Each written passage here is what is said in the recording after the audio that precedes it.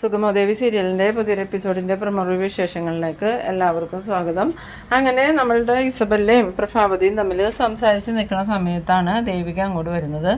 ദേവിക വന്നതും ഈ ഇസബല്ല പ്രഭാവതിയോട് പറയുന്നുണ്ട്, ഞാൻ ആരാന്ന് ആൻറ്റി പറയരുത് കേട്ടോ, അവൾക്കൊരു സർപ്രൈസ് കൊടുക്കാനാണ്. അങ്ങനെ ഈ നിൽക്കുന്നത് ആരാന്ന് മനസ്സിലാവാതെ ഈ ദേവികയാണ് ഈ പ്രഭാവതിയോട് ചോദിക്കുന്നുണ്ട്, അമ്മ ഇത് ആരാന്ന് ചോദിക്കുമ്പം പ്രഭാവതിയാണെങ്കിൽ ഒന്നും മിണ്ടാതെ ചിരിച്ചുകൊണ്ട് തന്നെ നിൽക്കുന്നുണ്ട്. പിന്നീട് ദേവിക ഈ ഇസബല്ലയുടെ ഫ്രണ്ടിൽ വന്നിട്ട് നോക്കുമ്പോഴാണ് ഇത് ഇസബല്ല എന്ന് മനസ്സിലാവണേ.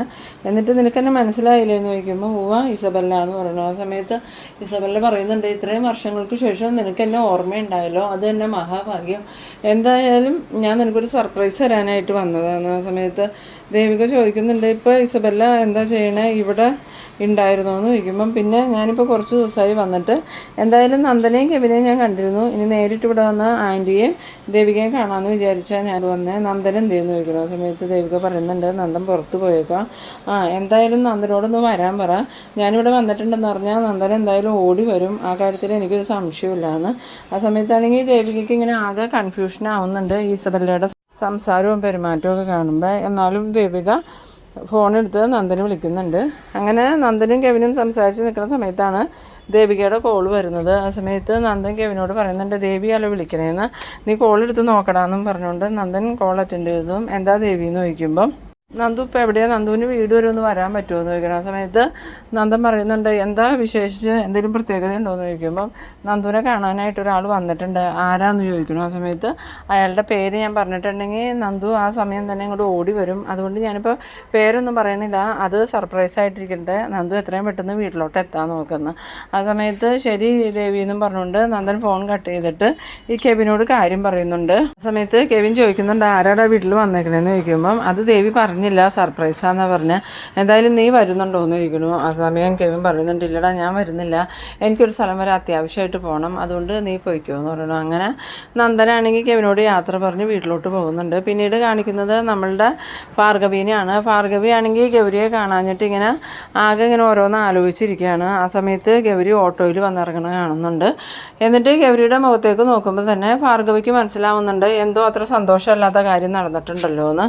ഇവളെന്താ ഇങ്ങനെ സങ്കടപ്പെട്ടിരിക്കണം, ഇനി എന്തെങ്കിലും വിവാഹം മുടങ്ങണ രീതിയിൽ എന്തെങ്കിലും സംഭവിച്ചോ എന്നൊക്കെ ഇങ്ങനെ ഭാർഗവി ആലോചിച്ചുകൊണ്ട് ഗൗരിയുടെ അടുത്തേക്ക് ചെല്ലുന്നുണ്ട്. ആ സമയത്ത് ഗൗരി അമ്മയെന്ന് വിളിച്ചുകൊണ്ട് വന്നിട്ട്, നമ്മൾ ഉദ്ദേശിച്ചതുപോലെ ഒന്നും അല്ല അമ്മ കാര്യങ്ങൾ, ശാരികയ്ക്ക് ഇപ്പോൾ വിവാഹത്തോട് താല്പര്യമില്ല എന്ന സമയം ഭാർഗവി ചോദിക്കുന്നുണ്ട്, അതെന്താ ഇപ്പോൾ അവൾ അങ്ങനെ പറയണേ, ഇനി അവൾക്ക് മറ്റാരെങ്കിലുമായിട്ട് ബന്ധമുണ്ടോ എന്ന് ചോദിക്കുമ്പം അതൊന്നും അവൾ പറഞ്ഞില്ല അമ്മ, എന്തായാലും എനിക്കും ആ കാര്യത്തിലൊരു സംശയമുണ്ട്, ഞാൻ ദേവികയെ വിളിച്ച് കാര്യങ്ങൾ പറഞ്ഞിട്ടുണ്ട്, അവൾ ശാരികയായിട്ട് സംസാരിക്കാമെന്നാണ് പറഞ്ഞത്, എന്തായാലും ഒരാഴ്ചക്കുള്ളിൽ തീരുമാനം ഉണ്ടാക്കണമെന്ന് ഞാൻ ദേവികയോട് പറഞ്ഞിട്ടുണ്ട്, എന്നിട്ടും കാര്യങ്ങൾക്ക് ഒരു തീരുമാനമായില്ലെങ്കിൽ നമുക്ക് വേറെ വിവാഹം ആലോചിക്കാം അമ്മയെന്ന്. ആ സമയത്ത് ഭാർഗവി പറയുന്നുണ്ട്, എൻ്റെ അഭിപ്രായത്തിൽ അത് തന്നെയാണ് നല്ലതെന്നാണ് എനിക്ക് തോന്നുന്നത്, എന്തായാലും ശാരിക പണ്ടത്തെ കൂട്ടൊന്നുമല്ല, അവൾക്കിപ്പോൾ ഭയങ്കര അഹങ്കാരമായിട്ടുണ്ട്, അത് ദേവിക MLA ആയതിനു ശേഷമാണോ എന്ന് എനിക്ക് സംശയമുണ്ട്, എന്തായാലും നമുക്ക് പറ്റിയ ബന്ധമല്ല എന്നാണ് മോളെ തോന്നണേ. ആ സമയത്ത് ഗൗരി പറയുന്നുണ്ട്, നമ്മളങ്ങനെ രണ്ടും കൽപ്പിച്ച് ഒരു തീരുമാനത്തിൽ എത്തണ്ടമ്മേ, എന്തായാലും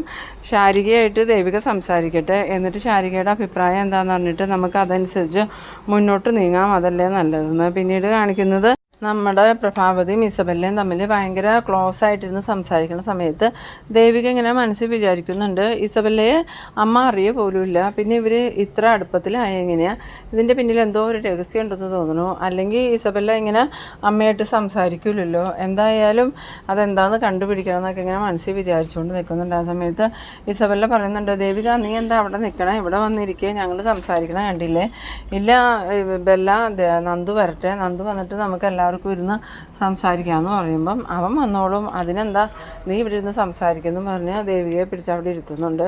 ഈ സമയത്ത് നന്ദന അങ്ങോട്ട് കയറി വരുന്നുണ്ട്. നന്ദനെ കണ്ടതും നമ്മളുടെ ഇസബല്ലയാണെങ്കിൽ ഭയങ്കര സന്തോഷത്തോടു കൂടി ഓടിച്ചെന്ന് നന്ദനെ കെട്ടിപ്പിടിക്കുന്നുണ്ട്. ഈ സമയത്ത് നമ്മളുടെ പ്രഭാവതിയും ദേവികയും ഒരേപോലെ തന്നെ ഷോക്കാവുന്നുണ്ട്. നന്ദനാണെങ്കിലും എന്ത് ചെയ്യണമെന്ന് അറിയാത്തൊരവസ്ഥയിൽ നിൽക്കുകയാണ്. വീണ്ടും വീണ്ടും ഇസബല്ല നല്ലോണം കെട്ടിപ്പിടിക്കുന്ന സമയത്ത് നന്ദനും ഇസബല്ലയെ അറിയാതെ തന്നെ കെട്ടിപ്പിടിച്ച് പോകുന്നുണ്ട്. ഈ സമയത്ത് ഇസബല്ലയാണെങ്കിൽ നന്ദൻ്റെ നെഞ്ചിൽ തല ചായ്ച്ചിങ്ങനെ നിൽക്കുകയാണ്. ഈ കാഴ്ച കണ്ട ദേവികയാണെങ്കിൽ ആകെ ഇങ്ങനെ സങ്കടത്തോടു കൂടി നിൽക്കുന്ന സമയത്ത് പ്രഭാവതി വേഗം തന്നെ നന്ദ എന്ന് പറഞ്ഞ് വിളിക്കുന്നു. ആ സമയത്ത് നന്ദൻ വേഗം തന്നെ ഇസബല്ലയെ ഇങ്ങനെ മാറ്റി നിർത്തുന്നുണ്ട്. ഈ സമയത്ത് ഇസബെല്ലയുടെ ഈ ഒരു പെരുമാറ്റം പ്രഭാവതിക്കും അത്ര അങ്ങോട്ട് ഇഷ്ടപ്പെടണമെന്നില്ല. പ്രഭാവതി മനസ്സിൽ വിചാരിക്കുന്നുണ്ട്, ഈ കുട്ടി എന്താ ഇങ്ങനെ കാണിക്കണേ, നന്ദനെ ഇങ്ങനെ കെട്ടിപ്പിടിക്കണേക്ക് എന്തിനാ, എന്തായാലും ഇത് മോശമായി പോയി. ആ സമയം ദേവികയും അങ്ങനെ തന്നെ മനസ്സിൽ വിചാരിക്കുന്നുണ്ട്. അവൾ കെട്ടിപ്പിടിച്ചപ്പം നന്ദു ആണെങ്കിൽ അനങ്ങാതെ നിൽക്കാണല്ലോ, നന്ദു എന്തിനാ ഇവളെയും കെട്ടിപ്പിടിച്ചുകൊണ്ട് നിൽക്കണേന്ന്. പിന്നീട് നന്ദന് പെട്ടെന്ന് തന്നെ ദേവികയുടെ മുഖം ഓർമ്മ വന്നതും പെട്ടെന്ന് ദേവികയുടെ നേരെ നോക്കുമ്പം ദേവികയുടെ മുഖമൊക്കെ ഇങ്ങനെ വിഷമിച്ച് നിൽക്കണതായിട്ട് നന്ദന് തോന്നുന്നുണ്ട്. വേഗം തന്നെ നന്ദനാണെങ്കിൽ ഇസബെല്ലയോട് നീ എപ്പോഴാണ് വന്നതെന്നൊക്കെ ചോദിച്ച് വിഷയം മാറ്റുന്നുണ്ട്. ആ സമയം ഇസബെല്ല പറയുന്നുണ്ട്, ഞാൻ കുറച്ച് നേരമായി വന്നിട്ട്, എന്തായാലും ആൻറ്റിയെ ഒന്ന് പരിചയപ്പെടാമെന്ന് വിചാരിച്ചു. പിന്നെ ദേവികയ്ക്കൊരു സർപ്രൈസും ആയിക്കോട്ടെ എന്ന് ഓർത്താൽ ഞാൻ നിന്നോടും പറയാതെ വന്നേന്ന്.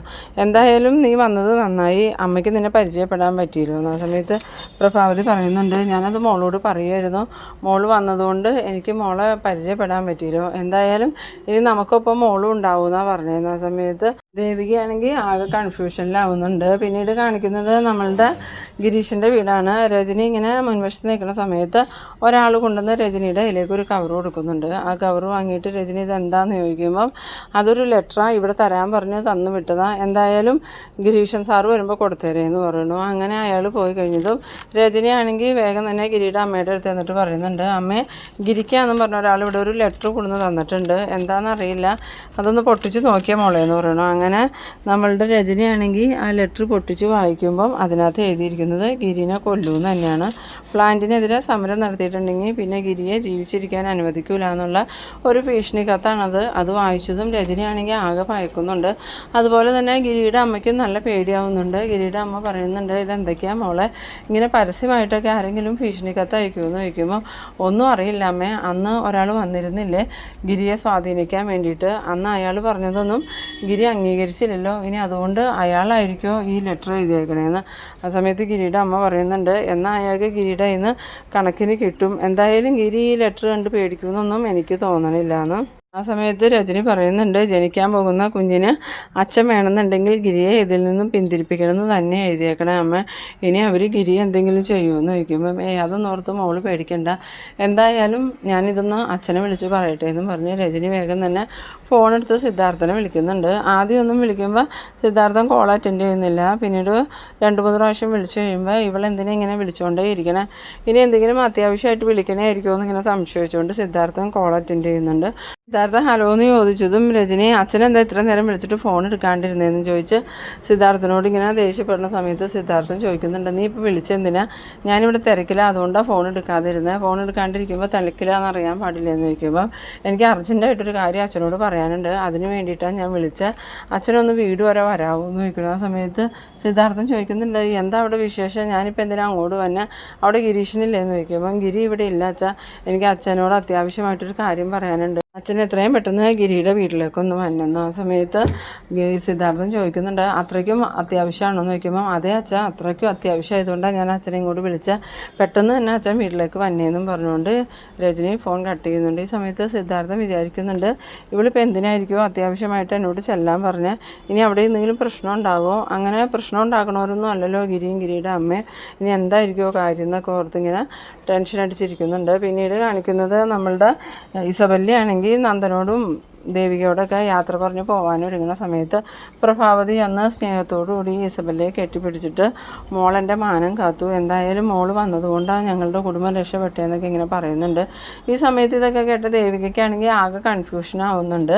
എന്നിട്ട് ദേവിക ഇതെന്തായിരിക്കും അമ്മ ഇങ്ങനെ സംസാരിക്കണേന്നൊക്കെ മനസ്സിൽ വിചാരിക്കുന്നുണ്ടെങ്കിലും ഇസബെല്ലയോട് നല്ലോണം തന്നെ പെരുമാറുന്നുണ്ട്. പിന്നീട് ഇസബെല്ല പോകാനായിട്ട് ഇറങ്ങുന്ന സമയത്ത് വീണ്ടും നന്ദനെ ചെന്ന് കെട്ടിപ്പിടിച്ച് യാത്രയൊക്കെ പറയുന്നുണ്ട്. ഇത് കണ്ട് ദേവികയ്ക്കാണെങ്കിൽ നല്ല ദേഷ്യം വരുന്നുണ്ട്.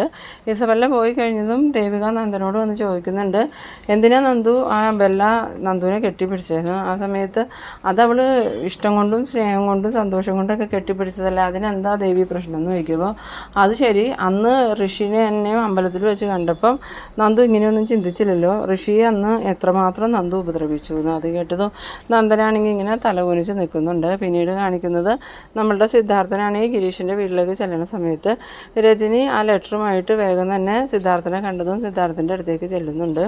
എന്നിട്ട് സിദ്ധാർത്ഥനോട് പറയുന്നുണ്ട്, അച്ഛൻ ഇതൊന്ന് വായിച്ചു നോക്കിയെന്ന്. അങ്ങനെ സിദ്ധാർത്ഥനാണെങ്കിൽ ആ ലെറ്റർ മേടിച്ച് വായിച്ചു നോക്കിയതും ആകെ ഷോക്കായി പോകുന്നുണ്ട്. എന്നിട്ട് ഇതാരായിരിക്കും അയച്ചതെന്ന് ചോദിക്കുമ്പം ഇത് വേറെ ആരുമല്ല, അന്ന് ഇവിടെ വന്ന അയാളാണെന്നാണ് ഞങ്ങൾക്ക് തോന്നണേന്ന് ഈ ഗിരിയുടെ അമ്മ പറയുന്ന സമയത്ത് സിദ്ധാർത്ഥൻ ചോദിക്കുന്നുണ്ട്, ആരിവിടെ വന്നെന്നാണ് നിങ്ങൾ പറയണേന്ന് ചോദിക്കുമ്പോൾ ആ പ്ലാന്റ് പണിയാൻ പോണ അയാളില്ലേ, ഒരു KK നായർ, അയാൾ ഒരിക്കൽ ഇവിടെ വന്നിരുന്നു ഗിരിയെ ഭീഷണിപ്പെടുത്താനായിട്ട്. അതിനെതിരെയുള്ള സമരം പിൻവലിച്ചില്ലെങ്കിൽ ഗിരിയെ കൊന്നു കളയുമെന്ന് അന്ന് അയാൾ ഇവിടെ വന്ന് പറഞ്ഞതാണ്. ആ സമയത്ത് സിദ്ധാർത്ഥൻ ചോദിക്കുന്നുണ്ട്, എന്നിട്ട് നിങ്ങൾ ഇതുവരെയും അത് എന്നോട് പറയാതിരുന്നത് എന്താ? ഇങ്ങനത്തെ കാര്യങ്ങളൊക്കെ മറച്ചു വയ്ക്കാൻ കൊള്ളാവോ? ഇത് വലിയൊരു ചതിയായി പോയല്ലോ എന്ന് പറഞ്ഞ് രജനിയോട് ദേഷ്യപ്പെടുന്ന ആ ഒരു സീനിലാണ് ഈ എപ്പിസോഡ് അവസാനിക്കുന്നത്. അപ്പോൾ നിങ്ങളെൻ്റെ വീഡിയോ ആദ്യമായി കാണുന്നവരാണെങ്കിൽ ചാനലൊന്ന് സബ്സ്ക്രൈബ് ചെയ്യാനും ഇഷ്ടമായ ലൈക്ക് ചെയ്യാനും ഷെയർ ചെയ്യാനും മറക്കരുത്. അപ്പോൾ ഇതുപോലെ ഇൻട്രസ്റ്റിംഗ് ആയിട്ടുള്ള അടുത്തൊരു എപ്പിസോഡുമായി വീണ്ടും കാണാം. അതുവരേക്കും ബൈ ബൈ.